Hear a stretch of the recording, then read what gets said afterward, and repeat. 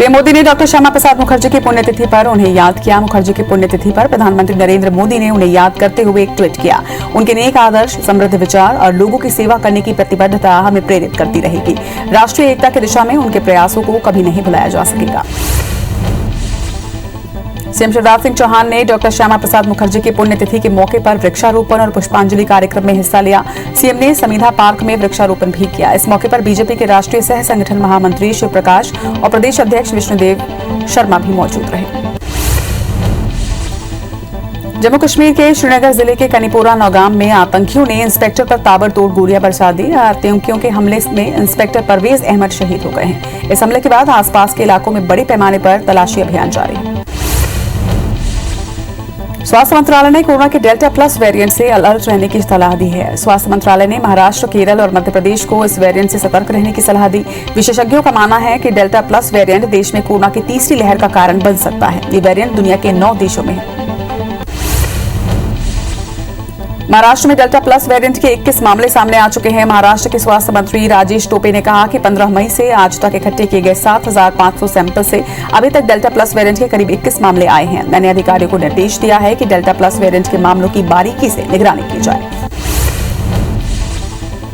देश में कोरोना से हालात काबू में होते नजर आ रहे हैं। इसी बीच देश के कुल संक्रमितों में से आधे मरीज 5 राज्यों से निकलकर आए हैं। इसमें से 4 दक्षिण भारत से आते हैं। महाराष्ट्र के 19.7% संक्रमितों के साथ अब तक 52.4% मरीज 5 राज्यों से मिले हैं, जबकि देश के बाकी राज्यों से 47% कोरोना मरीज सामने आए। 3 राज्यों सहित मध्य प्रदेश में भी डेल्टा प्लस वेरिएंट का अलर्ट जारी किया गया है। केंद्रीय स्वास्थ्य सचिव ने राज्य सरकार को एक पत्र लिखा। आज सीएम शिवराज अफसरों के साथ डेल्टा प्लस वेरिएंट को लेकर बैठक भी लेंगे। देश में डेल्टा प्लस वेरिएंट के अब तक 40 मामले सामने आ चुके हैं।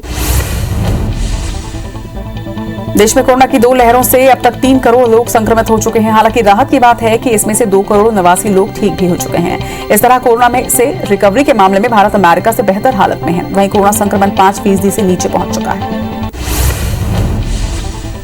वैक्सीन को लेकर स्वास्थ्य मंत्रालय ने जानकारी दी है कि राज्यों और केंद्र शासित प्रदेशों को वैक्सीन की 29 करोड़ 68 लाख से ज्यादा डोज उपलब्ध कराई गई है। इसी के साथ राज्यों और केंद्र शासित प्रदेशों के पास अभी वैक्सीन की 1 करोड़ 92 लाख से ज्यादा डोज उपलब्ध है। एक ओर जहां देश में कोरोना की दूसरी लहर धीरे धीरे कमजोर हो रही है, तो वहीं दूसरी ओर तीसरी लहर को लेकर भी अनुमान लगाए जा रहे हैं। AIIMS director doctor Randeep Guleria ने कहा है कि सितंबर में बच्चों की वैक्सीन को मंजूरी मिल सकती है। एक्सपर्ट्स के मुताबिक कोरोना की तीसरी लहर जल्द ही भारत में दस्तक दे सकती है।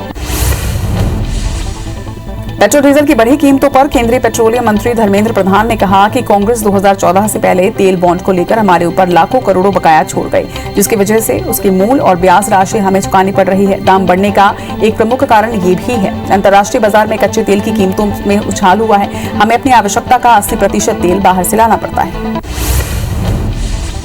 बुधवार को घरेलू शेयर बाजार मजबूती के साथ खुले। फिलहाल एनएसई निफ्टी 15,800 से नीचे ट्रेंड कर रहा है। वहीं बीएसई सेंसेक्स में लगभग 25 पॉइंट की मजबूती आई है। फिलहाल ये 52,600 के पास चल रहा है। वहीं निफ्टी मिड कैप और स्मॉल कैप इंडेक्स में मामूली मजबूती देखी गई। निफ्टी के मेटल में लगभग 1% का उछाल आया है। वहीं आईटी और ऑटो इंडेक्स में लगभग 0.5% की तेजी आई है। मध्य प्रदेश सरकार ने राजस्व में कमी के चलते केंद्र सरकार से कर्ज की इजाजत मांगी है। शिवराज सरकार ने 11,000 करोड़ ज्यादा कर्ज लेने की इजाजत मांगी, जिससे मेट्रो सिटी अमृत पीएमएवाई योजना के कामों के लिए इजाजत मांगी है। वैक्सीनेशन अभियान पर पूर्व सीएम कमलनाथ ने धांधली का आरोप लगाया है। कमलनाथ ने कहा कि एक दिन में 17 लाख टीके लगते हैं। इसके अगले और पिछले दिन कुछ 100 टीके लगते हैं। सरकार को इस बारे में स्थिति स्पष्ट करनी चाहिए, क्योंकि ये करोड़ों लोगों के जीवन का सवाल है। बीजेपी महासचिव कैलाश विजयवर्गीय ने दिग्विजय सिंह की केंद्रीय एजेंसियों के तालिबान से संपर्क वाले ट्वीट पर बयान दिया है। विजयवर्गीय ने कहा कि दिग्विजय सिंह किस किस के संपर्क में हैं, अभी तो इसकी जांच हो रही है। अभी कुछ बातें हैं जिन्हें डिस्क्लोज नहीं करना चाहिए। मध्य प्रदेश परिवहन विभाग ने निजी बस संचालकों की मांग मानते हुए कर्फ्यू में खड़ी बसों को टैक्स छूट को आगे बढ़ा दिया है। परिवहन मंत्री गोविंद सिंह राजपूत ने आईबीसी 24 से बातचीत में टैक्स सीमा को 3 महीने बढ़ाने की बात कही। वहीं प्रदेश के बाहर की बसों को भी छूट जारी रहेगी। हालांकि बस यात्रियों को प्रोटोकॉल फॉलो करने के निर्देश दिए गए हैं। कल भोपाल में बीजेपी प्रदेश कार्य समिति की बैठक होने वाली है, जिसमें मध्य प्रदेश के मुख्यमंत्री के साथ ही वीडी शर्मा, शिव प्रकाश और मुरलीधर राव मौजूद रहेंगे। बैठक में 2 प्रस्ताव लाए जाएंगे। राजनीतिक प्रस्ताव में बीजेपी और विपक्ष की भूमिका पर चर्चा होगी। इसके साथ ही केंद्र और राज्य सरकार ने जो काम किए हैं उन्हें आभार व्यक्त किया जाएगा। अंबिकापुर के सत गहरा गुरु विश्वविद्यालय का एबीवीपी के कार्यकर्ताओं ने घेराव किया। फीस वापसी समेत छात्र हित के मुद्दे को लेकर सभी कार्यकर्ता धरने पर बैठे। नाराज कार्यकर्ता गेट पर चढ़कर प्रदर्शन भी करते नजर आए। इस दौरान कार्यकर्ताओं और पुलिस के बीच झूमाझटटी भी हुई। बेमेतरा में जिला पंचायत अध्यक्ष, उपाध्यक्ष और सदस्य धरने पर बैठे हुए हैं। कलेक्टर कार्यालय के सामने धरने पर बैठे इन लोगों की शिकायत ये है कि जिला पंचायत सीईओ अपनी मनमानी कर रहा है। कामकाज में की जा रहे सीईओ की मनमानी से परेशान होकर आज जिला पंचायत अध्यक्ष, उपाध्यक्ष और सदस्य धरने पर बैठे। ग्वालियर मेडिकल कॉलेज सहित जिले के निजी सरकारी कॉलेजों के स्टूडेंट्स पुनर्मूल्यांकन नहीं करवा सकेंगे। मेडिकल साइंस यूनिवर्सिटी जबलपुर ने इसके बदले मॉडरेशन प्रणाली लागू की है। इसमें एक बार मिले नंबरों में अब कोई भी बदलाव नहीं होगा। विभाग का इससे भ्रष्टाचार खत्म करने का तर्क है। वहीं छात्रों ने यूनिवर्सिटी की मंशा पर ही सवाल उठाए। छिंदवाड़ा के पिपला नारायण वार के घोघरा वाटरफॉल में फंसे 12 पर्यटकों का रेस्क्यू कर लिया गया। नागपुर से पिकनिक मनाने के लिए आए पर्यटक अचानक जलस्तर बढ़ने से फंस गए थे। प्रशासन और रेस्क्यू की टीम ने सभी पर्यटकों को सकुशल बचा लिया। ग्वालियर की जीवाजी यूनिवर्सिटी के प्रोफेसर और 2 स्कॉलर ने फलों और पेड़ों की पत्तियों से 10 प्रकार की औषधीय शराब बनाई है। इस वाइन को इम्यूनिटी बूस्टर के साथ स्वास्थ्य के लिए लाभदायक भी बताया गया है। वहीं इसे डायबिटीज और कोलेस्ट्रॉल कंट्रोल का भी दावा किया जा रहा है। शराब के प्रमोशन के लिए आयुर्वेदिक दवा कंपनी से बात भी की जा रही है। रायपुर के ताजनगर में देर रात 2 गुटों में विवाद हो गया। दुकान में सामान लेने को लेकर हुए इस विवाद में दोनों पक्षों के 3-3 लोग घायल हुए हैं। बड़े तनाव को कंट्रोल करने के लिए पुलिस के आला अधिकारी भी मौके पर पहुंचे। वहीं सिविल लाइन पुलिस ने मामले की जांच शुरू कर दी। भोपाल के बीडीए कॉलोनी में उपद्रवियों का वीडियो वायरल हो रहा है, जिसमें वो खुलेआम महिला को जान से मारने की धमकी दे रहे हैं। कटारा हिल्स थाना क्षेत्र के लोग इन उपद्रवियों से खास परेशान हैं। ग्वालियर के जयरोग्य अस्पताल के वार्ड से कैदी फरार हो गया। कैदी को इलाज के लिए मुरैना से ग्वालियर रेफर किया गया था। आरोपी चोरी के मामले में जेल में बंद था और मौका पाकर वहां से फरार हो गया। मामला कंपू थाना इलाके का बताया जा रहा है। वहीं पुलिस मामले की जांच में जुटी है।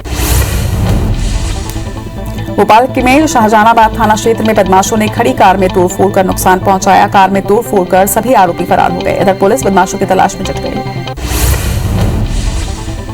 बालोद के जटादह में बदमाशों ने एक व्यापारी से 13 लाख रुपए लूट लिए। बदमाशों ने चलती कार का कांच तोड़कर पैसे से भरा बैग लेकर वहां से फरार हो गए। व्यापारी रिकवरी का पैसा लेकर राजनांद गांव से लौट रहा था। सीसीटीवी फुटेज के आधार पर पुलिस जांच में जुटी है।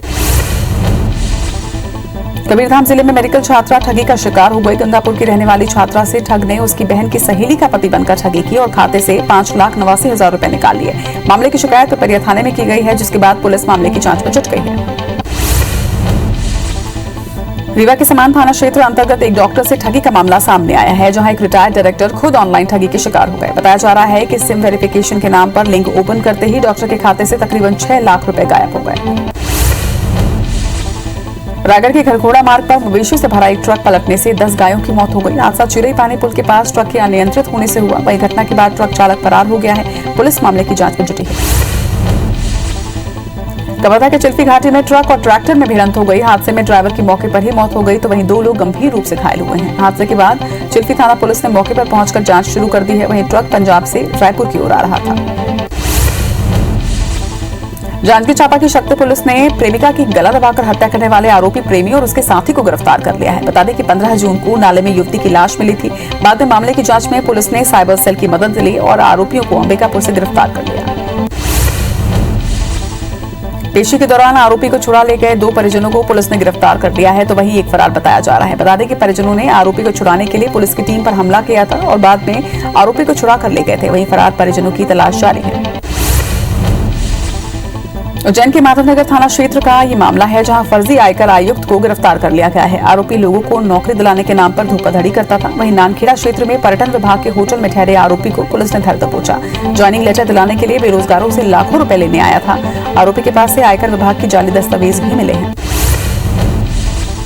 सिंगरौली के देवसर में परेशान कर देने वाला एक मामला सामने आया, जहां एमपीईबी यानी कि मध्य प्रदेश विद्युत विभाग की लापरवाही से बेजुबानों की जान चली गई। वो भी 1 या 2 नहीं बल्कि 11 बेकसूर पशु इंसानों की लापरवाही की बलि चढ़ गए। बता दें कि सिंगरौली में बिजली के तार टूट जाने से 11 पशुओं की मौत हो गई है। रायसेन जिला अस्पताल में देर रात ड्यूटी पर तैनात सफाई कर्मी जितेंद्र नरवरे के साथ 2 लोगों ने मारपीट की और चाकू से हमला कर दिया। हालांकि सीएमएचओ की समझाइश के बाद सफाई कर्मी काम पर लौट आए हैं। वहीं सिविल सर्जन ने कर्मचारियों को लेकर कोतवाली में शिकायत करवाई है। सफाई कर्मी नीता विजय लोहट ने आरोपियों पर सख्त कार्रवाई की मांग की है। कबीरधाम में शादी का झांसा देकर नाबालिग से दुष्कर्म का मामला सामने आया है। आरोपी ने पहले नाबालिग से रेप किया और उसे पुणे ले जाकर 7 महीने तक रखा। परिजनों की शिकायत पर बच्ची को आरोपी के चंगुल से छुड़ाया गया। वहीं आरोपी को गिरफ्तार कर रिमांड पर भेजा गया है। कोरबा में हाथियों का आतंक जारी है। 7 हाथियों के दल ने बहारगंज और मानिकपुर गांव में उत्पात मचाया है और 4 घरों को भी तोड़ दिया। हाथियों के पहुंचने से ग्रामीणों में दहशत का माहौल है। वहीं हाथियों के उत्पात को देखते हुए वन विभाग की टीम ने गांव वालों को अलर्ट कर दिया है। मैनपाट में हाथियों ने खूब उत्पात मचाया। बैगापारा दांती ढाबा इलाके में हाथियों के हमले से दहशत का माहौल है। हाथियों ने इलाके के 4 घरों को भी तोड़ दिया। वहीं हमले में एक बच्ची घायल हुई है। पत्थलगांव में भी हाथियों का आतंक जारी है। उड़ीसा से सटे टोंगरी टोली और सेमरताल में हाथियों ने 3 घरों को तोड़ा है। वहीं हाथियों के हमले में वन विभाग की टीम ने बुजुर्ग महिला का रेस्क्यू किया। इसके अलावा उड़ीसा के ही तपकारा में भी 5 हाथियों का दल मौजूद है। ग्वालियर में रिश्वत के आरोप में टीआई नरेंद्र शर्मा पर लोकायुक्त टीम की कार्रवाई हुई है। टीआई नरेंद्र शर्मा के साथ साथ एसआई महावीर शर्मा भी लपेटे में आए हैं। दोनों अधिकारियों को पुलिस अधीक्षक ललित साकरार ने पुलिस लाइन अटैच करने के आदेश जारी कर दिए हैं।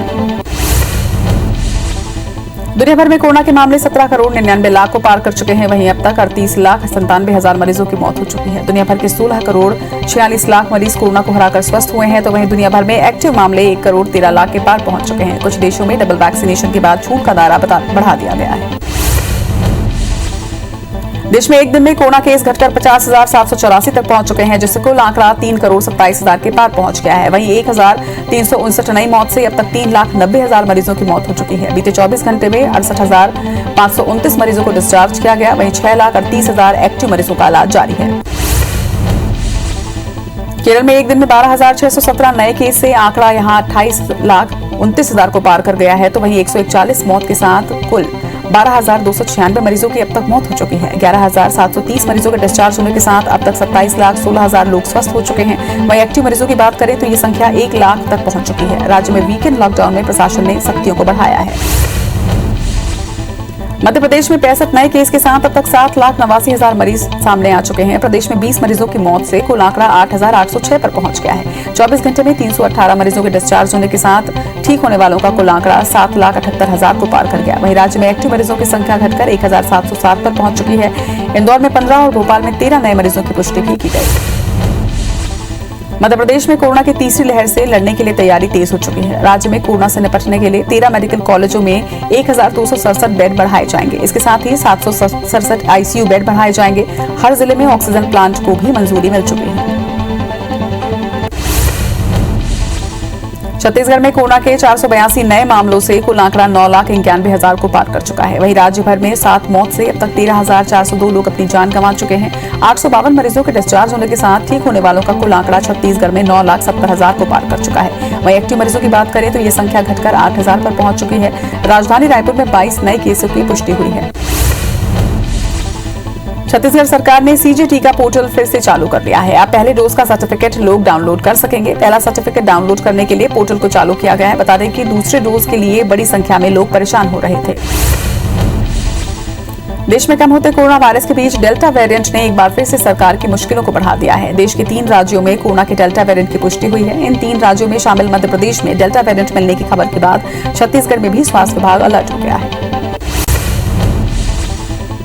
कुछ दिनों के ब्रेक के बाद एक बार फिर से छत्तीसगढ़ में सिस्टम बन गया है। आज पूरे प्रदेश के सभी जिलों में बारिश के आसार हैं। वहीं मौसम विभाग ने भी बारिश को लेकर अलर्ट जारी किया है। बारिश का सबसे ज्यादा असर छत्तीसगढ़ के मध्य और उत्तरी हिस्से में देखने को मिलेगा। राजधानी रायपुर समेत प्रदेश के कई ऐसे जिले हैं जहां पर सुबह से ही बारिश हो रही है। छत्तीसगढ़ में हो रही लगातार बारिश को देखते हुए सीएम भूपेश बघेल ने सभी जिला कलेक्टरों को जरूरी निर्देश दिए हैं। उन्होंने कहा कि संभावित बाढ़ प्रभावित इलाकों में सभी आवश्यक व्यवस्थाएं सुनिश्चित की जाएं और प्रभावितों को तत्काल आवश्यक सहायता उपलब्ध कराने के निर्देश भी दिए।